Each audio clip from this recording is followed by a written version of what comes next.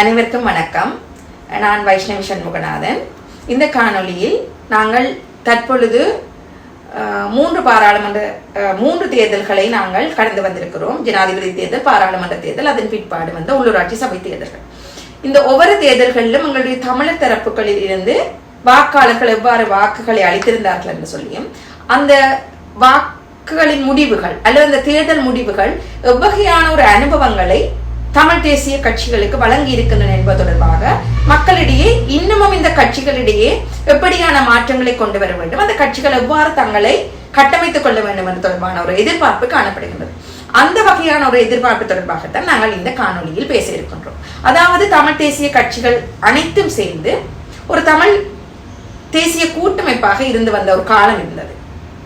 அதன் பின்னர் இந்த தமிழ் தேசிய கட்சிகள் தங்களுக்கிடையே ஏற்பட்டிருந்த தலைமைத்துவ போட்டிகள், தனிநபர் அரசியல், சுய லாபங்கள் கருதி 2-3 கட்சிகளாக பிரிந்து பாராளுமன்ற தேர்தல்களையும், மாகாண சபை தேர்தல்களையும், உள்ளூராட்சி தேர்தல்களையும் எதிர்நோக்கி வந்திருந்தார்கள்.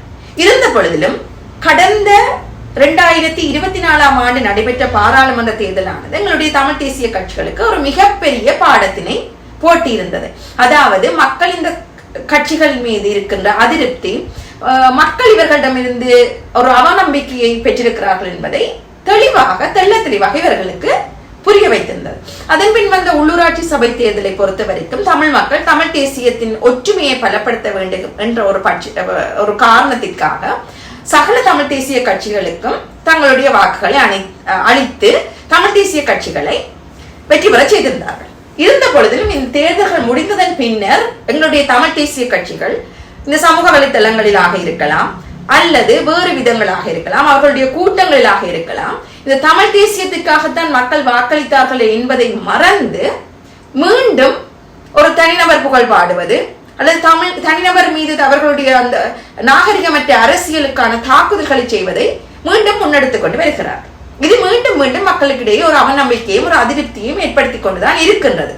அவர்கள் தங்களுடைய கட்சிகளுக்கு இடையில் எவ்வாறான கட்டமைப்புகளை ஏற்படுத்த வேண்டும், கட்சிகளுக்கு இடையில் எவ்வாறான ஒரு மாற்றங்களை ஏற்படுத்த வேண்டும், எவ்வாறு தங்களுடைய கட்சிகளை கட்டமைக்க வேண்டும், அதாவது உட்கட்டமைப்புகளை எவ்வாறு அவர்கள் அமைக்க வேண்டும் என்பது தொடர்பாக தமிழ் மக்களிடையே ஒரு எதிர்பார்ப்பு காணப்படுகின்றது.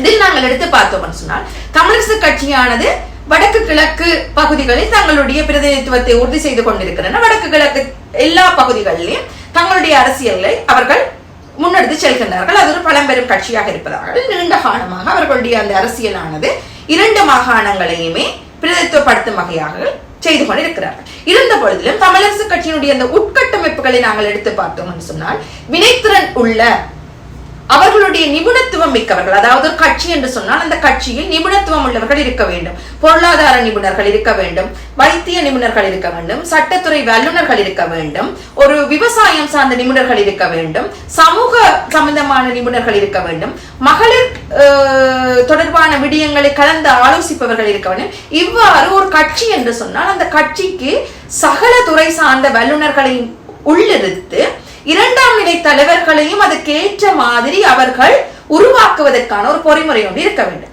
நாங்கள் இந்த தமிழரசு கட்சி எடுத்து பார்த்தோம் சொன்னால், துறை சார்ந்த நிபுணர்களை உள்ளிருப்பது தொடர்பில் அவர்கள் இதுவரை காலமும் கவனம் செலுத்தியதாக தெரியவில்லை.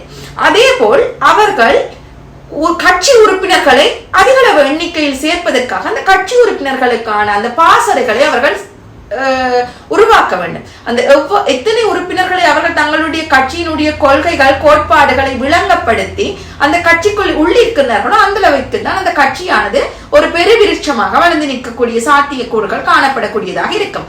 இங்கு அவர்களுடைய அரசியல் நடைமுறையை பார்த்தால் ஒரு தலைவருக்கு ஆதரவு அளிப்பவர்கள் இன்னொரு தலைவருக்கு ஆதரவு அளிப்பவர்களாக பிரிந்து நிற்கின்ற ஒரு முறைமையை பார்க்கக்கூடியதாக இருக்கு. அதாவது கட்சியின் உட்கட்சி மோதல்கள் காரணமாக அந்த ஆதரவாளர்கள் அந்த கட்சிகளினுடைய தலைவர்கள் அந்த அக்கட்சியினுடைய இருவேறு அல்லது பல்வேறுபட்ட தலைவர்களின் பின்னால் இருந்து ஒவ்வொருத்தர் சாடுவதை காணக்கூடியதாக இருக்கின்றது. அடுத்ததாக தமிழ் தேசிய மக்கள் முன்னணி. தமிழ் தேசிய மக்கள் முன்னணியானது தமிழ் காங்கிரசினுடைய சின்னத்தில் அதே தமிழ் காங்கிரசினுடைய அந்த குடும்பத்தினுடைய அதே போக்கோடு தமிழ் தேசிய மக்கள் முன்னணி என்ற பெயரில் இருந்து வருகின்ற ஒரு கட்சியாக காணப்படுகிறது. இக்கட்சியை எடுத்து பார்த்தோம்னு சொன்னால் 2010ஆம் ஆண்டிலிருந்து இவர்களுடைய அரசியல் செயல்பாடுகள் யாழ்ப்பாணத்துக்குள் மட்டுமே தங்களுடைய அரசியல் செயல்பாடுகளை பெருமளவில் செய்து வந்திருந்தார்கள். படிப்படியாக அவர்கள் வன்னி மாவட்டத்தினுள் தங்களுடைய அரசியல் செயற்பாடுகளை செய்து ஓரளவிற்கு தற்பொழுது யாழ்ப்பாணம், வன்னி ஆகிய மாவட்டங்களை அவர்கள் தங்களுடைய அரசியல் செயற்பாடுகளை விஸ்தரித்துக் கொண்டிருக்கிறார்கள். ஆனாலும் தமிழ் தேசியம் பேசுகின்ற இந்த தமிழ் தேசிய மக்கள் முன்னணியானது கிழக்கு மாகாணத்தில் அவர்களுடைய அரசியலானது மிக மிக ஒரு குறைபாடான ஒன்றாகத்தான் காணப்படுகிறது. கிழக்கு மாகாணத்தை பொறுத்தவரையில் அவர்களுடைய அந்த பிரதிநிதித்துவத்தை அவர்கள் என்றுமே உறுதிப்படுத்தினது கிடையாது. அது மட்டும் இல்லாமல் தமிழ் தேசிய மக்கள் முன்னணியிடம் இரண்டாம் நிலை தலைவர்களை உருவாக்குவதில் அவர்களுக்கு இருக்கின்ற குறைபாடுகள், நிபுணத்துவம் உள்ளவர்களை தங்களுடைய கட்சியில் உள்ளிருப்பதில் இருக்கிற குறைபாடுகள் என்று பல்வேறுபட்ட குறைபாடுகள் இருக்கின்றது. அவர்களும் தங்களை ஒரு சுய பரிசோதனை செய்து, கட்சி ஒரு சுய பரிசோதனை செய்து தங்களுடைய கட்சியினும் நிபுணத்துவம் மிக்கவர்களையும், வெளிநாட்டு ராஜதந்திரிகளுடன் பழகக்கூடியவர்களையும், பொருளாதார நிபுணர்கள், விவசாயத்துறையில் நிபுணத்துவம் வாய்ந்தவர்கள், வைத்தியத்துறையில் நிபுணத்துவம் வாய்ந்தவர்கள், சட்டத்துறையில் எல்லோரையும் உள்ளிட்டு அவர்களும் அந்த கட்சியை வளர்க்கின்ற பட்சத்தில் தான் அந்த கட்சிகளுடைய செயற்பாடுகள் ஆரோக்கியமானதாக இருக்கும். ஒற்றைத்தலைமையினுடைய ஒரு முடிவுதான் அந்த கட்சிகளுடைய முடிவுகளாக இருக்கின்ற பட்சத்தில் அங்கு எந்த விதமான ஒரு ஆரோக்கியமானதான ஒரு தமிழ் தேசிய அரசியலானது முன்னெடுத்து செல்வதற்காக இருக்க போவது இல்லை என்பதுதான் மக்களுடைய எதிர்பார்ப்பாக இருக்கின்றது. இதே போல் தான் ஏனைய கட்சிகளை நாங்கள் எடுத்து பார்த்தாலும் தங்களுடைய கட்சிகளுக்குள் அவர்கள் எப்பொழுதுமே அந்த உறுப்பினர்களுக்கு இடையில் இருக்கின்ற ஒற்றுமையானதாக இருக்கலாம், அல்லது உறுப்பினர்களுடைய தகுதியானதாக இருக்கலாம், உறுப்பினர்கள் சமூக வலைத்தளத்தில் எவ்வாறான பிரச்சாரங்களை செய்கிறார்களாக இருக்கலாம், அவர்கள் நாகரிகமான செயற்பாடுகளை செயற்படுத்துகின்றதை எல்லாம் கட்சி கவனித்துக் கொண்டிருக்க வேண்டும். இங்கு கட்சியில் இருக்கிற சில பிரமுகர்கள் தங்களுடைய ஆதரவாளர்களுக்கு இந்த இன்னொரு கட்சியினுடைய உறுப்பினர் தொடர்பாக ஏதாவது ஒரு விடயத்தை சொல்லி அவ்வாறான விமர்சனங்கள் வெளியில் கொண்டு வரப்படுகின்றது. இதை யார் பேச வேண்டும் சொன்னால், கட்சி ஒரு ஊடகவியலாளர் சந்திப்பை வைத்து எங்களுடைய கட்சியில் இருக்கிற உறுப்பினர் எங்களுடைய கட்சியை பற்றி இவ்வாறு கூறியிருக்கிறார் என்பது கூறலாம். அது ஒரு வகையான ஒரு நாகரிகமான அரசியலாக இருக்கும்.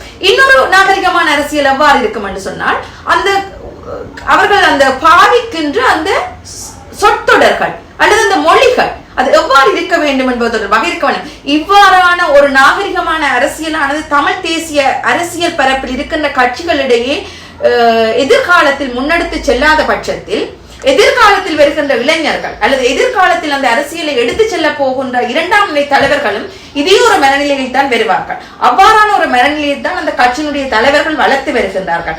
அவ்வாறு ஒரு தமிழ் தேசிய அரசியலானது இவ்வாறு நாகரிகம் இல்லாமல் செல்லுமாக இருந்தால் இன்னொரு தேசிய கட்சி அல்லது வேறொரு கட்சி எங்களுடைய வடக்கு கிழக்கு மாகாணங்களுக்குள் தங்களுடைய பிரதிநிதித்துவத்தை அல்லது தங்களுடைய அரசியலை செய்வதற்கு ஏதுவாக இருக்கும். இதுதான் இவ்வளவு காலமும் நடந்து வந்திருந்தது. எனவே இனிவரும் காலங்களிலாவது இந்த கட்சிகள் தங்களுடைய உட்கட்டமைப்புகளில் நிபுணத்துவம் வாய்ந்தவர்களை உள்ளிருத்து தங்களுக்கான சரியான முறையிலான நிகழ்ச்சி நிரல்களை அவர்கள் உருவாக்கி தங்களுடைய கட்சி உறுப்பினர்களுடைய ஒழுக்கம், நாகரிகம், அவர்கள் எவ்வாறு இன்னொரு கட்சியை பற்றி விமர்சிக்கின்றார்கள், அந்த விமர்சனங்கள் சரியான முறையில் இருக்கின்றதா, அல்லது தமிழ் தேசிய அரசியலின் இருப்புக்கு அது அச்சுறுத்தலாக இருக்கிறதா, அல்லது இன்னொரு தேசிய கட்சி அல்லது சிங்கள தேசிய கட்சிகளானது தமிழ் தேசிய அரசியலின் இருப்பை எள்ளி நகையாடுவதற்கு தாங்கள் காரணமாக இருக்கின்றார்களா என்பதை புரிந்து அனைவருமே தமிழ் தேசியத்தின் இருப்பினை கவனத்தில் கொண்டு தங்களுடைய கட்சிகளை மீண்டும் சீரமைத்து மறுசீரமைத்து உட்கட்டமைப்புகளை தகுந்த முறையில் மிகவும் உறுதியானதாக உருவாக்கி